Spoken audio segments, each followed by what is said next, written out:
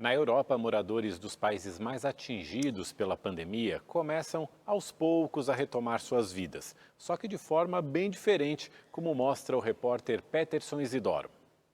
No primeiro fim de semana, depois de mais uma fase de afrouxamento das medidas restritivas a ser colocada em prática, uma multidão tomou as ruas de Nápoles, na Itália.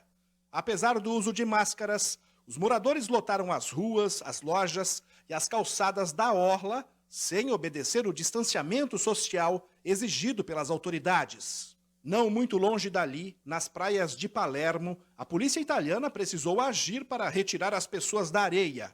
Algumas ainda estavam sem máscara e foram notificadas. Na França, foram 2 meses de espera. E o rigoroso regime de confinamento, com direito a multa para quem saísse de casa, agora é página virada. É o novo passo na luta contra a pandemia, disse o primeiro-ministro Édouard Philippe. C'est une bonne nouvelle pour la France, pour les Français. E Paris voltou a ser Paris nesta segunda-feira, com algumas regras que foram seguidas. As marcas no chão avisam agora o distanciamento social obrigatório na capital francesa. E o uso de máscaras também. Milhares estão sendo distribuídas gratuitamente. Utilizar o transporte público em horário de pico, só com autorização. Na charmosa Champs-Élysées, metade das lojas reabriu nesta segunda-feira. Aqui em Portugal e na vizinha Espanha, esta semana marca o início de novas etapas do chamado desconfinamento, com a reabertura de muitos serviços, a volta às aulas e a liberação de atividades esportivas ao ar livre. Só que isso só foi possível após uma queda exponencial de casos diários de pessoas infectadas e de mortes nesses países, e também na Alemanha, na França e na Itália.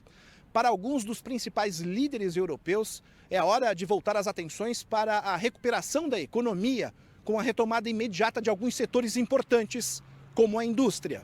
Na Inglaterra, milhares de trabalhadores da construção civil voltaram aos canteiros de obras.